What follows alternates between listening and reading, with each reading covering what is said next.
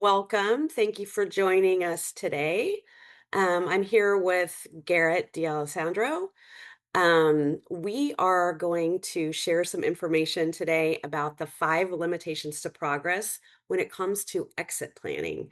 And when we talk about exit planning, we're also talking about transition planning or succession planning. It's kind of all grouped together. My name is Shelley Lightfoot. I came from the financial planning world for 20 some years. Was born and raised in Kansas City and transferred to San Diego when I was with Bank of America. I have been with the firm that I'm with now for the last 18 years or so. Primarily, what I do is, well, I'm the COO for three entities. One is the law firm of Strazzeri Mancini, best known for working with advanced planning for that 30 to 300 million net worth client, which oddly is often driven by a business exit, right, or a big tax event. We also have the Founders Group, which is more what we'll be talking about today because Founders Group has traditionally been doing that business consulting and helping owners plan for that transition. And then the third thing that we do is education. We do a ton of education for other advisors in the industry to help build community, have each other learn more about what each other does, and then find ways to partner together. So as we begin, um, we're talking about exit planning and what are those obstacles and what things can we have conversations with our business owners about how to even begin that conversation, as well as what are the things that they should be thinking about even before they start to plan, right? So, with that, Garrett, I'll let you introduce yourself as well. Well, Shelley, thanks to you, I've and Sandro have learned a lot about what the topics of the limitations are. My name is Garrett Alessandro. I'm the CEO of Sandro Wealth, and a large part of the work that we do works with firms like Strazzeri Mancini and the Founders Group in helping be on the team that work with business owners and advisors to navigate the complexities of trying to sell or prepare a business for sale. And there are obviously investment, tax, estate, operational factors that are involved in that. And it requires a coordinated approach across multiple teams and multiple disciplines. And when the teams operate in unison or in a really coordinated way, the client usually gets a great experience. So you're saying it takes a village, right? Right. This is not to be done in a vacuum. I mean, and when it comes to exit planning, there's a lot of considerations that we're going to talk through today when we think about the things that owners should have more clarity about as they consider that transition, and how can we as advisors help them through that conversation and make sure that they have the right team in place. So let's dig in, right? What are those five primary areas that we can help owners gain more clarity in? Yeah. So when we work on the team, uh, my experience validates that the reasons that the business owners either have a successful experience or don't really revolve around identifying why they're selling now. Is this about a personal or family priority, or is it something about the business or the competitiveness of the business or the sustainability of the profitability of the business? Understanding those reasons then give the estate planning team, the operational team, the investment team the context to understand what the owner's needs really are, rather than just hearing from the owner, hey, I want to sell the business for $50 million. That doesn't give us the context. Right. Furthermore, asking and spending time with the owner, each of the specialty professionals, we get to learn more about the values of the owner, the purpose and the mission, what they're worried about, what they define success to be. And a fair number of business owners just want to get to the end and they want to skip over a lot of that. And what that causes often is a lack of clarity about the real issues.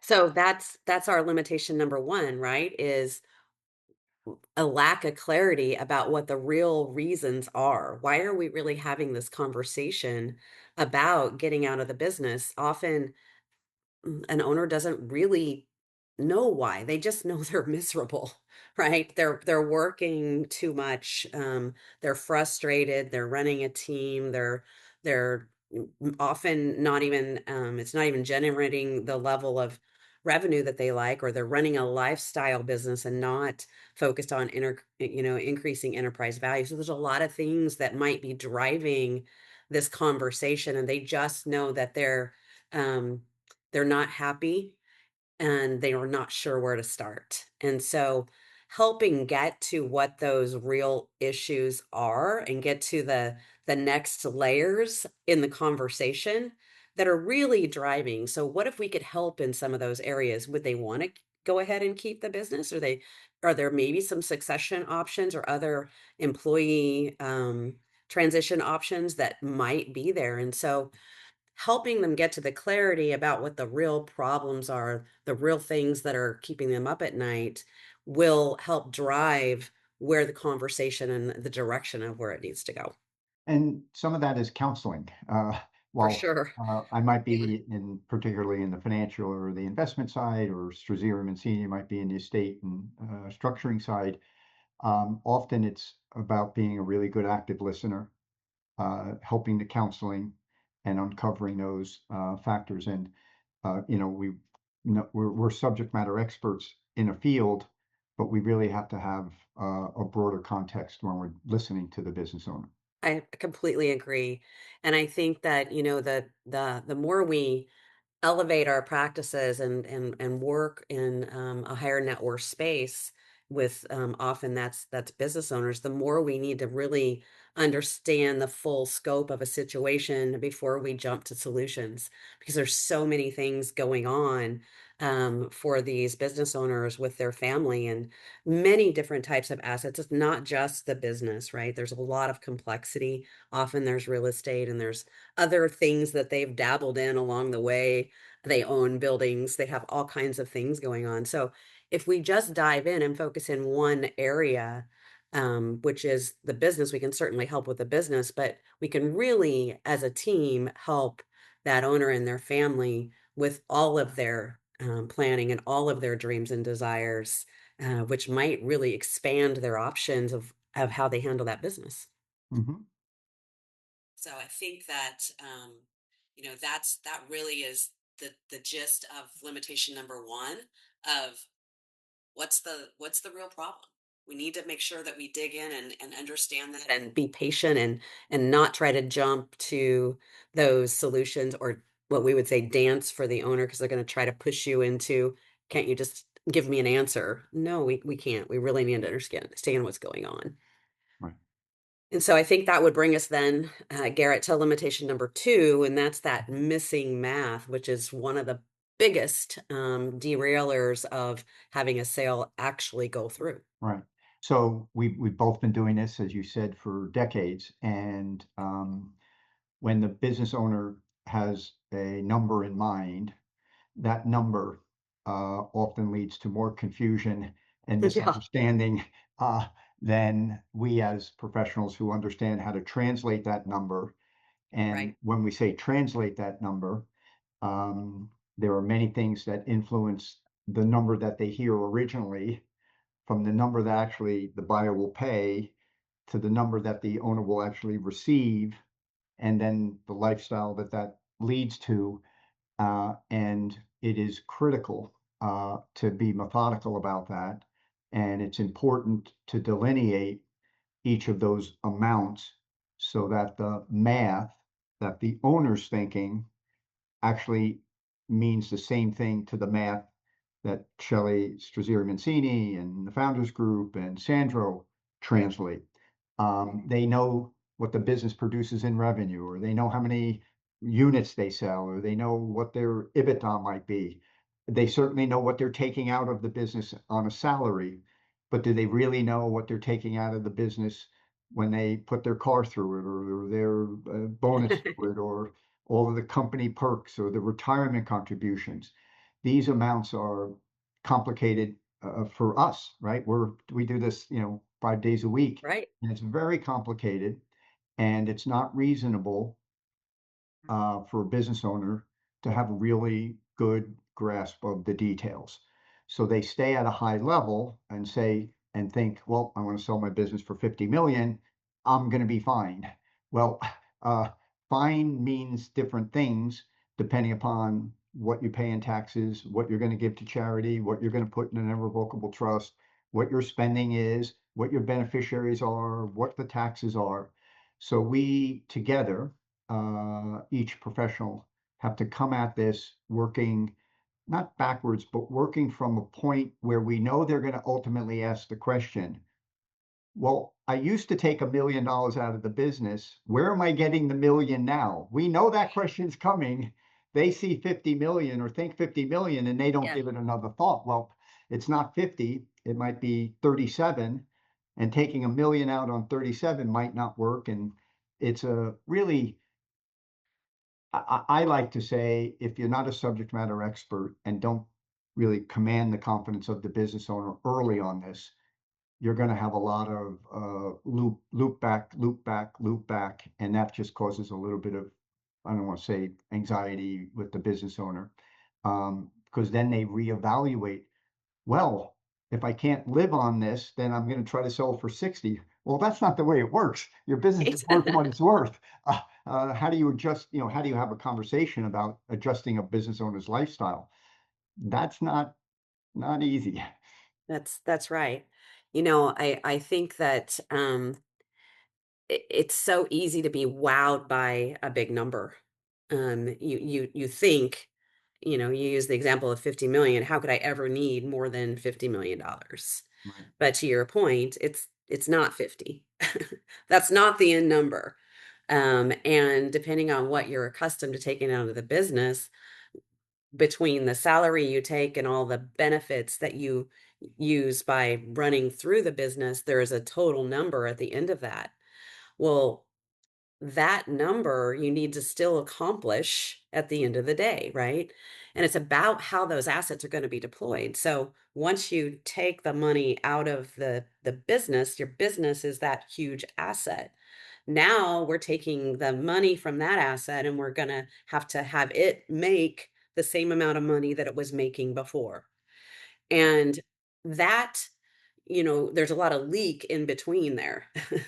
So there's taxes and there's due diligence risk and all of those things. So if you don't address them before you actually get into a deal or a transaction, there's limitations of what you can do once you get into the deal. And unfortunately, often an owner realizes that too late because they don't do the planning beforehand, right?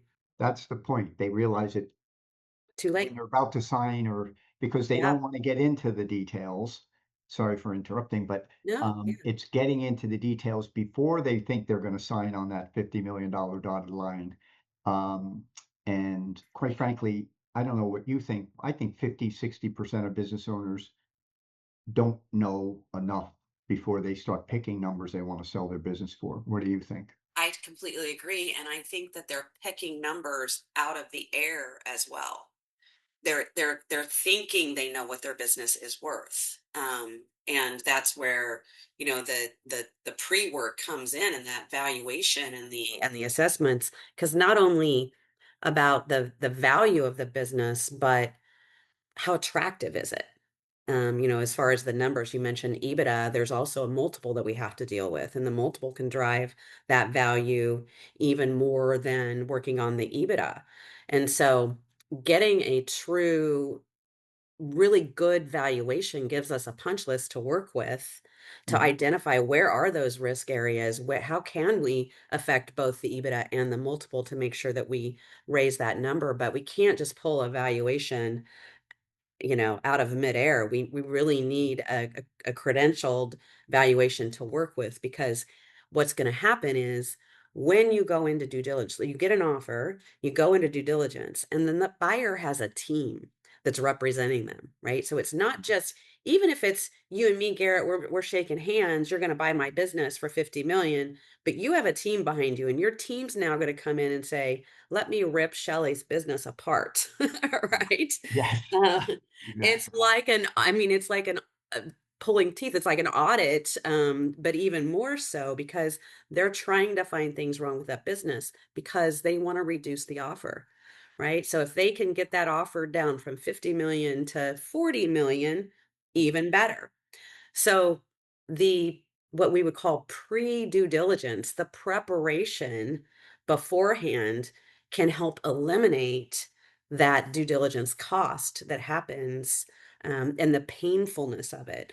So working with a really good team ahead of time, not only in the on your personal side and your financial side and making sure that you know what's going to be happening with you and your family and your life, but on that business, how do you make sure that you're ready to go so that when you do accept an offer and you do get into due diligence, they don't go find a whole bunch of things wrong with the business. So you're highlighting something very few business owners anticipate, which is the due diligence process. Yeah. It's multiple intents, but one of the outcomes is the price can change if the business is deemed to be more risky, or the concentration of customers, or the profitability is not Yeah. at what the level. And once that starts happening, business owners get very behaviorally tied up with what, and if they understood what they need to live their life after the sale, they can create a buffer zone between the number that ideally they want, 50 million. And if we demonstrate to them through estate planning and investment management that they can actually achieve all of their life goals at 47.5 million, they Yeah. don't have to have that adverse reaction when the due diligence comes back and says, hey, I want to adjust the half a million here. I want to, because they don't respond well uh, to the due diligence taking money out of No. their pocket, and they can respond better if they understood 47 million is actually all they need for their life and their beneficiaries and their family and their retirement and their lifestyle. Right. Um, but they want to rush to the 50 million, and that rush is not, as you said, it's not really the ideal outcome. And I think there's an emotional thing that's happening there too, especially when you get into due diligence and somebody starts ripping your business apart. It's it's it hurts, right? It's something you know, and for a lot of this, is you spent your life building this, and you don't want somebody to do that. You're proud of what you've built, and you get defensive. I think owners really struggle through that process, and even though you may know the buyer and you have even if there's a personal relationship there, which often that's the case, they go into it thinking everything's gonna go fine. I know this person, but it's not all about you and that buyer. It's about their team, the teams. Right. And I think we're leaving, due diligence can affect that math. Definitely. I think more so the taxes, right? The tax number. I think owners are blown away by the amount of taxes that they're going to pay. And it breaks my heart to, the number of business owners that we run into after the fact that their CPA, I literally just had a conversation yesterday with somebody that the CPA said, "Oh no, you just have to pay the taxes." And it's like, Oh, wow. wow. Wow. It's like it's just crazy. You think that there's an awareness out there on this subject matter, but there's still so many that are unaware. And there is a lot you can do to reduce the taxes. And Garrett, you know through what you do and what we do at Struzari Mancini, a lot about those types of strategies. And that's not the conversation for today, but would you say it'd be safe to say we can almost eliminate that 40% capital gains tax? So you read my mind. I was going to say, if you give Shelley and Joe and Steve and Sandro a year or two, I have good experience, and it's a proven track record, as Struzzi Mancini does, that through thoughtful, proven, high quality structuring on the estate side, on the Right. investment side, a major piece of that tax bill will go away. And I'm speaking as a person who didn't do that when I sold my business the second time. Yeah, yeah. And man, and I'm a CPA. Imagine that. I So wasn't imagine, talking about you before yeah, it, wasn't you? yeah, yeah. The planning. I think you touched on the cornerstone, which is a year or two in advance of the sale will mean typically millions and millions of dollars better off, regardless of whatever the price is that the owner gets, ending up available to the owner through good strategies. So I think there's a good understanding. We've talked about clarity of what the real problem is as limitation number one. Limitation number two is huge, right? That math, and making sure that you really understand the math and work with a team. And then there's this lack of clarity around the non-financial risks because there's so much focus on the financial side as there should be. But there are so many things that affect the value of the business as well as how attractive that business is around the non-financial stuff. The things that, like customer concentration and dependency on the owner and, uh, you know, the strategic relationships that exist and things like that. All of those areas affect that multiple. So if you think about really focusing on the math side and the valuation and the EBITDA, what we're talking about here with this limitation is that multiple and the non-financial risk areas that will have a huge impact on the multiple. Because, I mean, just taking our example of a $50 million valuation, if in the marketplace, if that standard multiple is, let's just go really low and say a two, and so it's 100 million. What if we're able to move that multiple just by one? And we don't even look at the EBITDA. What if we just focus on the non-financial stuff, right? Now we're at 150 million versus 50 million. So the multiple can have a even a larger impact than just the financial side. And the instincts of some owners are, I. I have the customers. I have the Right. patents. I'm driving the shit. That instinct works a little bit contrary to what a buyer wants in the That's right. business. The buyer wants to hear the we and the broad, strong management team, the leadership team, the up Right. and coming top talent. So this is some coaching. I mean, it's obviously going to be disclosed what the business dependency on the owner is. Sure. Um, a lot of times it's high or more than what a buyer would want to pay that multiple that you gave, three versus two, and you Hmm. can't really change the dependency in 3 weeks or 3 months That's, in yeah, for preparation. sure. So the clarity, the third limitation that you're focused on, actually, I don't want to say it's more important because these are all equally important, They're very important. but That's right. knowing if this business is really highly dependent on that one owner, boy, there's no amount of EBITDA and revenue and things that you're going to do to convince a buyer to take that and pay a price for that. So Yeah. getting clarity on that, the risk, the non-financial risks, um, becomes paramount to have experts give the owner, a real critical feedback on. Yeah. There's plenty of, I mean, the industry is really expanding with the level of resources that are out there for owners. And there's leadership counseling, there's coaching, there's fractional services, there's all kinds of things. The key here that we're zeroing in on the owner dependency is we got to empower the team, and you've got to have a good leadership team in place, but you also have to empower them.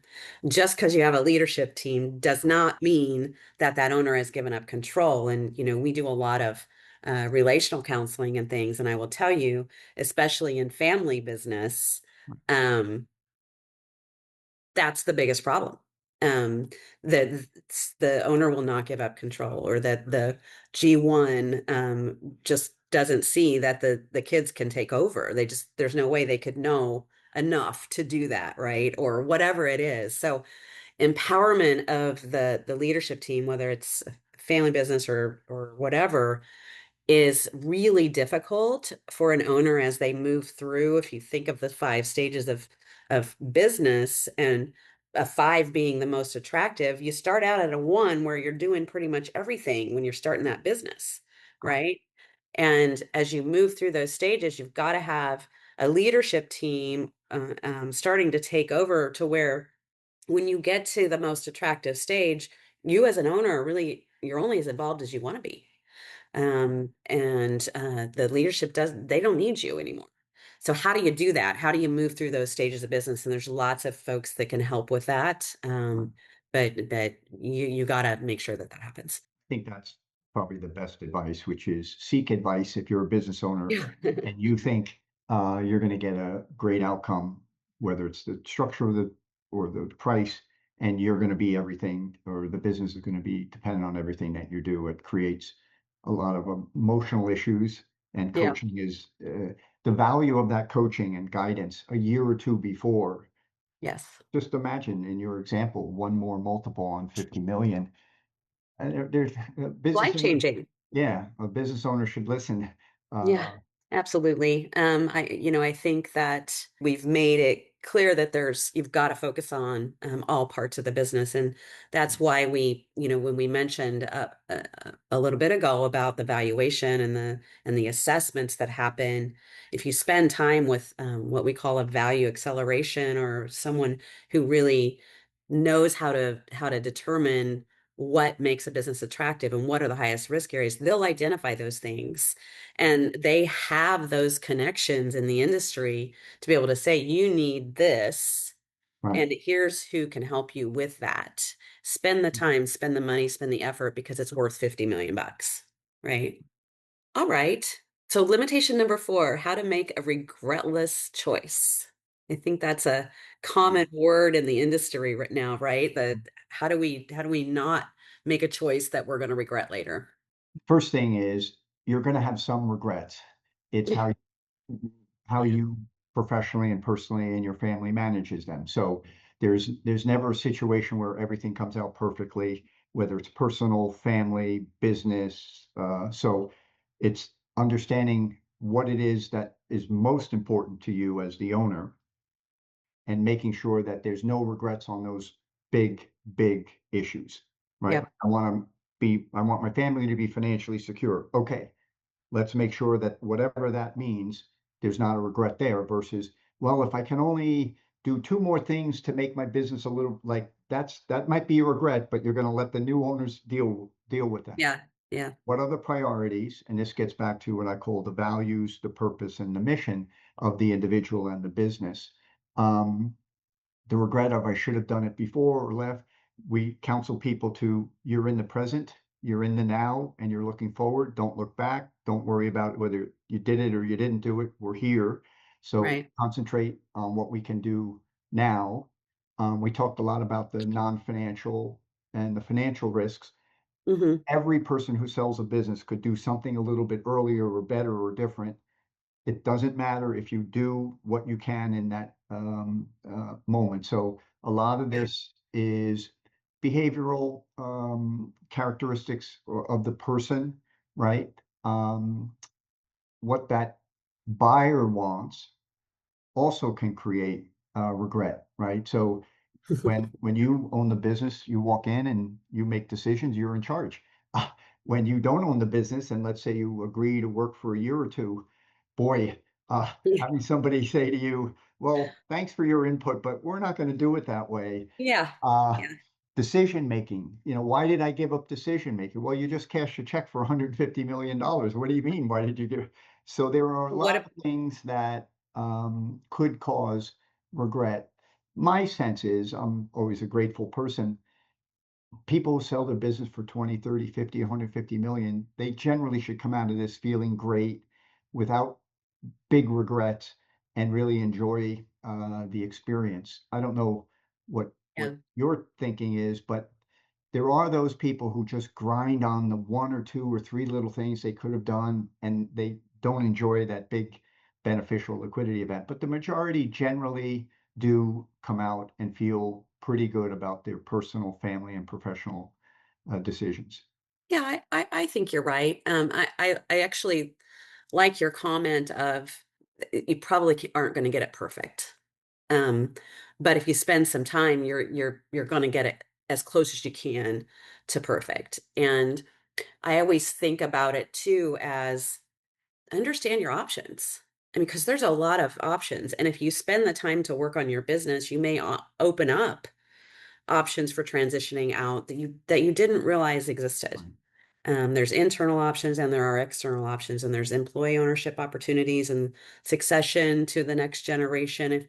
And even if you don't think that next gen or that leadership team is ready or they can't afford it or whatever, there's people that can help with that stuff. And so, spending time with somebody to help you make a decision of what is the best option for me based on what I need in retirement, what kind of money I need to get out of this, as well as where am I in life and what am I gonna do after I sell this business? All of those things contribute to, making the best decision for you. There's not one universal decision. Everybody's unique. And so you have to spend some time to figure out what that choice is. And I like the focus on options. Yeah. Some business people, they're very driven, and they see a line, and they don't see a wave, or they don't see some bends in the road. And Yeah. if the counsel that Strazzeri Mancini provides and the other subject matter experts provide, one of the valuable aspects is making them aware of their choices and their options and the trade-offs with those options. And that absolutely reduces anxiety or regret or looking back. And makes the strong case for what we were talking about before, which is the overall sale of the business is not, did I get 50 million? What were the terms? Am I working in the business or not? What is my authority? Is my family taking over? How is the business going to be run? Who's making, there are so many decisions that, quite frankly, matter more to people, because the money, for a lot of people, they don't, the next day, oh, I'm now worth 50 million, so I'm going to be a totally different person. My values are going to change, my priorities are Yeah. going to change. No, none of those things really change. It's, No. but my whole day is different. I don't get to decide. I don't get to charge my car against this. I don't get to hire this person, or these things need coaching, counseling, structure, right? So Yeah, yeah, and I think that's it. regret is, it's natural, but if you have a great team around you and they get the options and they know the trade-offs, that reduces that a lot. A lot of owners have come to us with they're already at a decision. They I want to sell my business and I have a buyer lined up or whatever. Right, I they don't stop and take a breath.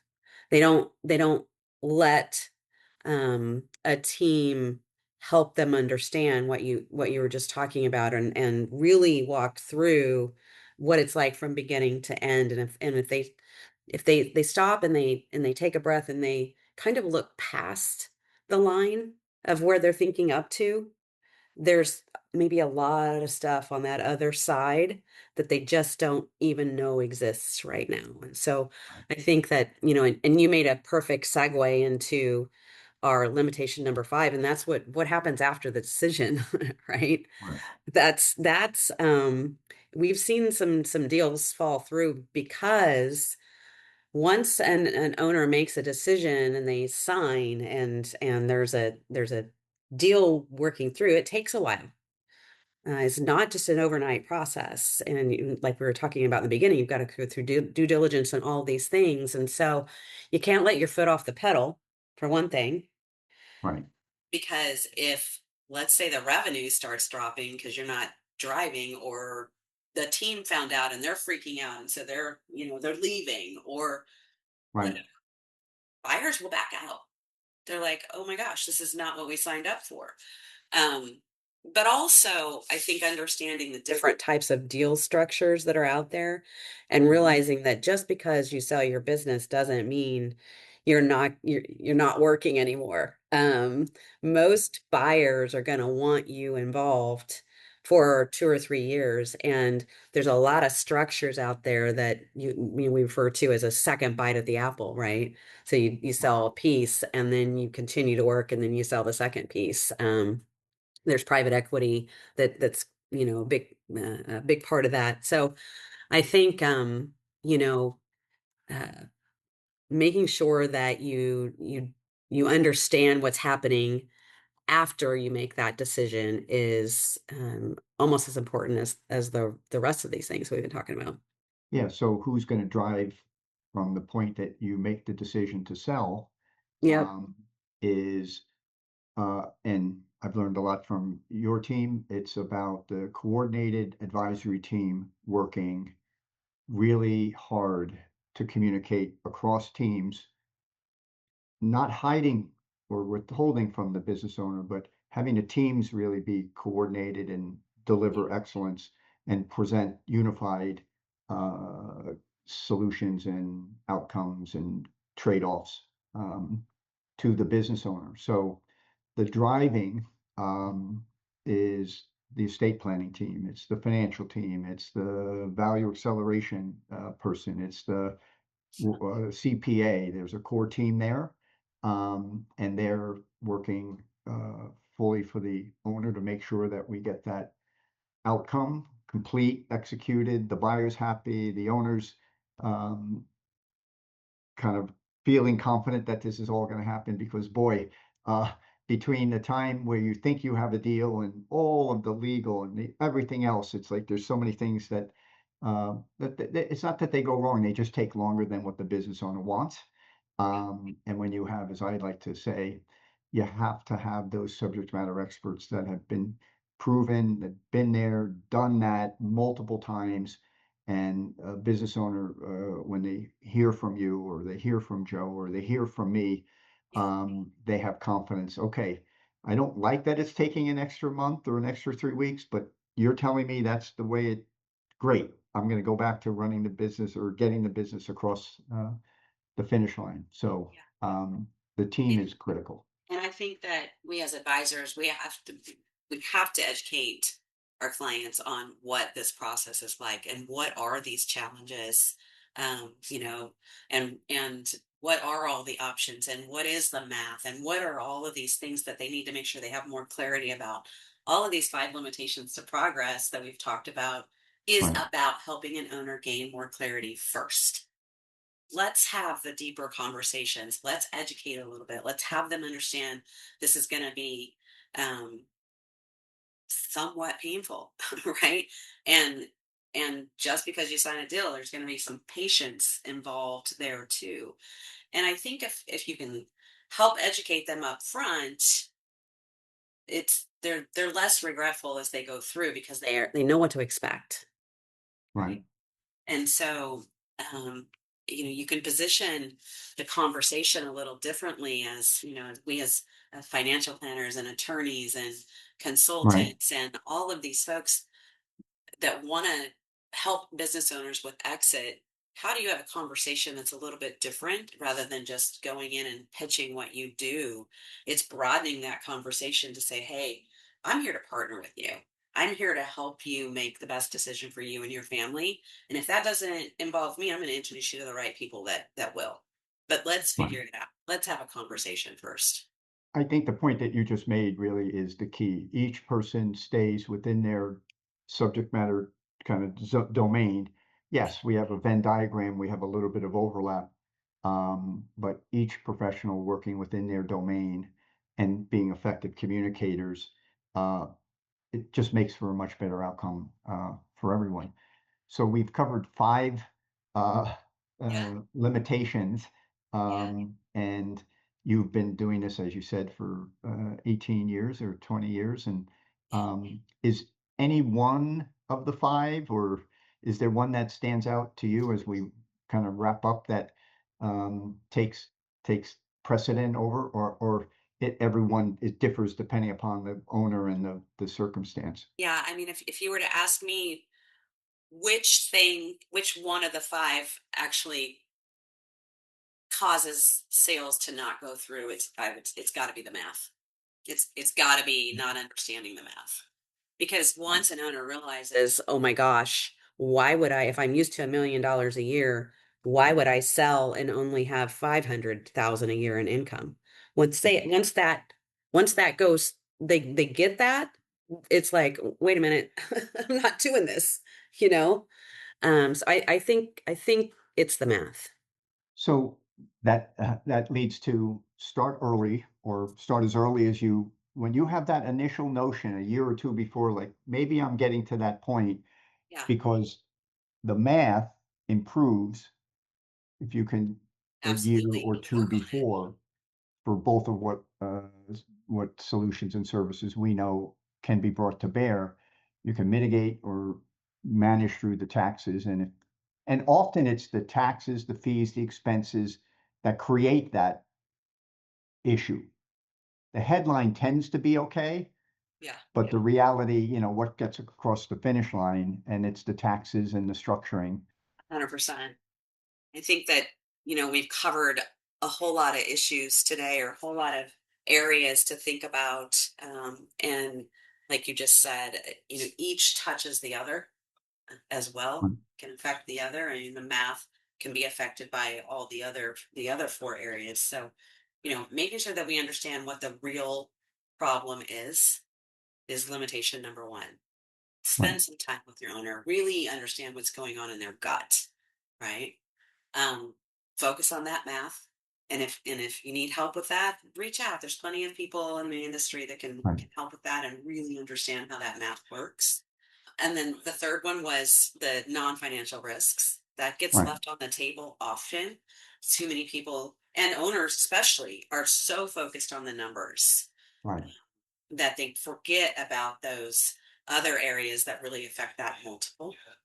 um, Making sure that you understand all of your options so that you can make a regretless choice. Right. Station number four, and then number five is what the heck happens after you make a decision. What's Right. Make sure you understand all what's going on there. So I think we've covered a lot. I've really enjoyed the conversation. I believe these five limitations are foundational to all good business owner experiences. So I want to thank you and Strazzeri Mancini and the Founders Group. I always learn a lot when we have a good conversation, Thank and you. I hope you have taken some practical ideas here from this conversation. And if you'd like to learn or speak with Shelley or I, please just visit our website, sandrowealth.com, and we're happy to reach out and get connected with each of you. So again, Shelley, thank you Yeah. very much for a very good conversation. Likewise. Thanks, Garrett. Thanks for having us. Appreciate Great. it.